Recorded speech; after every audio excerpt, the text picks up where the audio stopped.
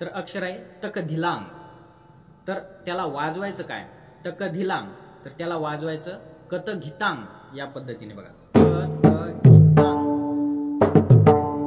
हे सर्व बोल जे आहेत ते अक्षर फरकाने वाजल्या जाणारे बोल आहेत, कतघितांग या पद्धतीने.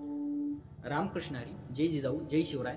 सर्वांना नमस्कार. तर गणेश चौधरी मृदंगराज या यूट्यूब चॅनलमध्ये आपल्या सगळ्यांचे हार्दिक हार्दिक स्वागत आहे. तर आजचा व्हिडिओ हा नवीन शिकणाऱ्यांकरता खूप महत्त्वाचा आहे आणि जे चांगले शिकले त्यांच्याकरता सुद्धा, काही जणाला जर माहीत नसेल तर त्यांच्याकरता सुद्धा खूप महत्त्वाचा आहे. तर हा व्हिडिओ बघा, अक्षर फरकाने वाजले जाणारे बोल. म्हणजे तुमच्या लक्षात जर आलं नसेल तर बघा, बऱ्याच वेळेला असं होतं की वहीमध्ये एक अक्षर लिहिलेलं असतं, पण वाजवत असताना त्याच्या विरुद्ध दुसरं अक्षर वाजवावं लागतं त्याच्या जागी, म्हणजे त्याचा उच्चार काढण्याकरता दुसरं अक्षर वाजवावं लागतं. आणि जे वहीत लिहिलंय ते अक्षर जर वाजवलं तर उलट सुलट बोल होतात किंवा हातही पळत नाही. तर त्यामुळे या पद्धतीचे भरपूर असे बोल किंवा काही अक्षर आहेत, तर ते मी आपल्याला या व्हिडिओमध्ये संपूर्ण सांगणार आहे. तर व्हिडिओ आवडल्यास व्हिडिओला नक्की लाईक करा, शेअर करा, चॅनलवर नवीन असा चॅनलला सबस्क्राईब करा आणि आपल्या प्रतिक्रिया कमेंट बॉक्समध्ये नक्की कळवा. तर चला, वेळ न लावता लगेच व्हिडिओला सुरुवात.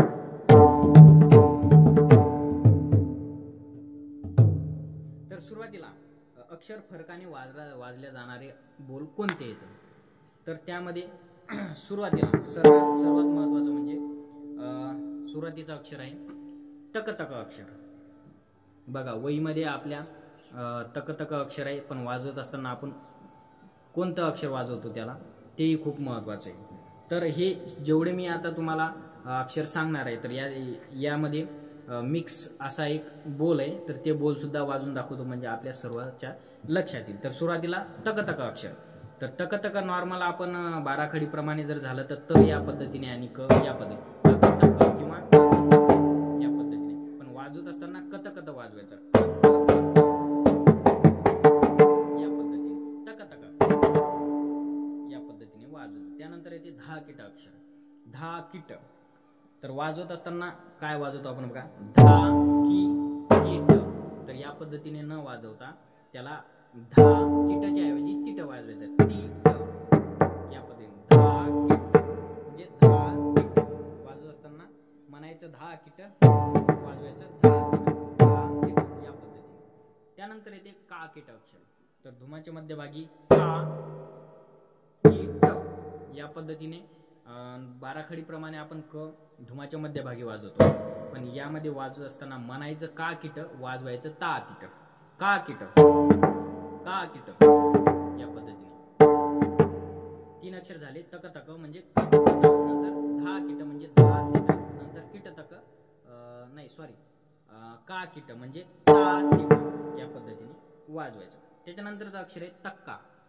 तर त बाराखडी प्रमाणे त आणि क धुमाच्या मध्ये या पद्धतीने आपण वाजवतो, किंवा पण ते उच्चार व्यवस्थित निघत नाही आणि तक्काच्या ऐवजी आपण वाजवतो त्याला दुसरं अक्षर जोडून कत्ता. तर तक्का म्हणायचं, कत्ता वाजवायचा, आणि जोडता असला तर कत्ता, सिंगल ता असला तर कत्ता या पद्धतीने, कत्ता या पद्धतीने वाजवायचं. नंतर एक अक्षर येते गदिगण. तर गदिगण अक्षर कोणत्या पद्धतीने वाजवतो आपण बघा, गदिगण या पद्धतीने. तर आता नियमानं जर पाहिलं, बाराखडी प्रमाणे आपण जर पाहिलं तर ग गा गी गी हे सर्व अक्षर धुमाच्या वरच्या साईडचे आहेत. ग गा गी गी, ग गा गी गी हे सर्व अक्षर धुमाच्या वरच्या साईडचे आहेत. पण मग आपण गदिगण मधला दुसरा ग धुमाच्या मध्यभागी वाजवला, तर त्यामुळे त्याला वाजवत असताना दुसरं अक्षर कोणतं आहे, म्हणायचं गदिगण, गदिगण, पण वाजवायचं गदिकती. बघा, ग दी मोकळा धुमाच्या मध्यभागी, क ती, गदिकती या पद्धतीने वाजवायचं म्हणजे गदिगण. एकदम सोपं, गदिगण म्हणायचं गदिगण, वाजवायचं गदिकती या पद्धतीने. त्यानंतर अक्षर येते तकिटत. तर तकिटत अक्षर कोणत्या पद्धतीने वाजवायचं, तर तकिटत अक्षराला दुसरं कोणतं अक्षर आहे, तर तकिटत अक्षराला वाजवण्याकरता किटतक अक्षर आहे. म्हणजे तकिटत म्हणजे किटतक वाजवताना वाजवायचं या पद्धतीने, तकिटत तकिटत या पद्धतीने वाजवायचं. त्यानंतर अक्षर येते तकधिलांग. किंवा तक धिलांग किंवा तक धितांग या पद्धतीचं अक्षर आहे. तर वाजवत असताना कोणत्या पद्धतीने वाजवायचं? आता तक धिलांग या पद्धतीने, धिलांग या पद्धतीने आपण अक्षरानुसार वाजवतो, पण हे सर्व चुकीचं ठरते.